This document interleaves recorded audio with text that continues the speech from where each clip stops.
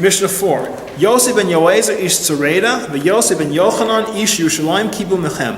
Yossi ben Yoezer ish Tzureda Omer. So he says, Yehi beisecha beis vad lechachamim, v'chavim es adek ba'afar raglechem, v'chave shalta betzama et divrechem. So Yossi ben Yoezer ish Tzureda. So he lives in the boonies, right? He's off in the back country in the little, the little rural village. And Yossi ben Yochanan ish Yerushalayim. He lives in Jerusalem. This is now the generation. We've now moved into what's called the generation of the Zugot, of the pairs. This is the beginning of the Sanhedrin. And you now have a president and a chief justice, basically, and a Nasi and an Av Beis Din. And together, they rule the Jewish people. And you'll see in the generations as we go. Now again, politically, we're under control of the Greeks at this point, and we'll have, right, the Seleucids and eventually the Romans. But, we're not so worried about politics. We're worried about who runs us as a Jewish people. So this is the first of the pairs. And one is rural and one is in the big city. So what's the danger when you live in a small town? There's nowhere to learn Torah. You go live in a big city if you want a yeshiva. What's the danger in a big city? Is that life becomes impersonal and you don't know anybody, there's no kindness, you don't love anybody. So we're going to go through these two Mishnayot are going to deal with two of those sons. So Yosef ben Yoezer says, here's how you learn Torah. You want to learn Torah, right? One of our three things, Torah, Avodah, Gemisul, you want to make sure you've got Torah.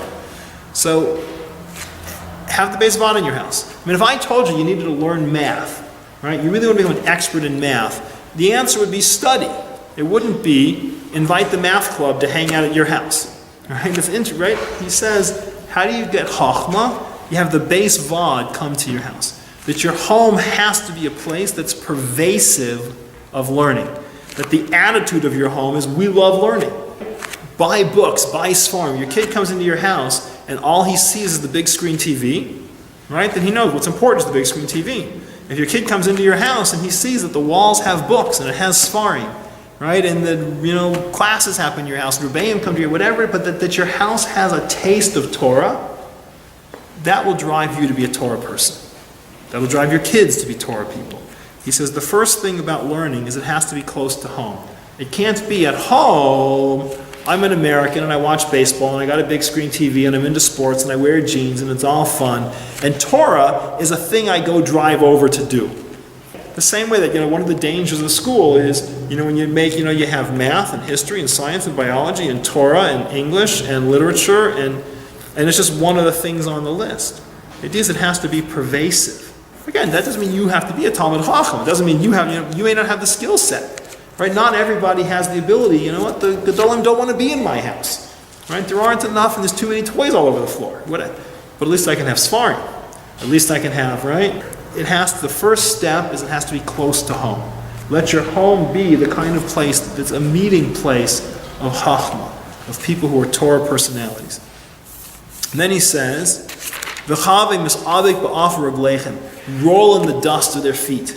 Because you got to get messy. That you have to be part of it. You see, how do we learn Torah?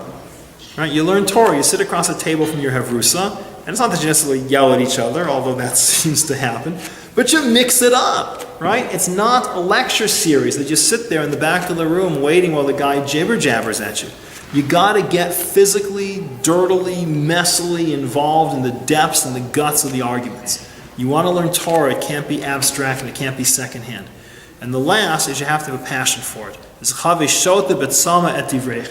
You have to drink their words with a passion. That you have to have, again, it's not this objective, cutesy little thing. I want to learn. Right? No one can teach you. That's why we don't call it teaching, we call it learning.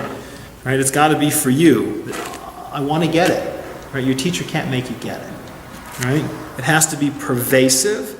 It has to be close to home. You have to be physically involved in it. You can't just, ask questions, tumble it around. You can't just read through it and, flip through it and toss it away. And you have to want it. You have to be thirsty for it. You have to realize that your life really will change from listening to Torah ideas. That there's important stuff for you to get out of it. That's the first half of the Zugot. Yossi ben Yochanan, Ish Yerushalayim, says, Yehi beisecha patuach l'rovcha. So here's how we deal now with kindness.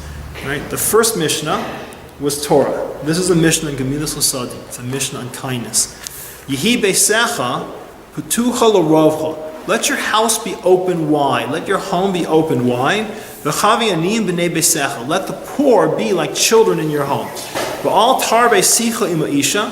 And don't overindulge in sicha, in light conversation with your wife. V'ishta amar, with your own wife, it says. Kal v'chomer be'eshen chaveiro, even more so someone else's wife. Makan amar chachamim, this is why the chachamim said, Kol amar be'sicha ima isha. Anyone who spends too much time talking to their wife, gorem ra'al atzmo, he brings evil on himself, uvatal midivrei Torah, and he nullifies Torah, v'sofa yorish kehen. In the end, you inherit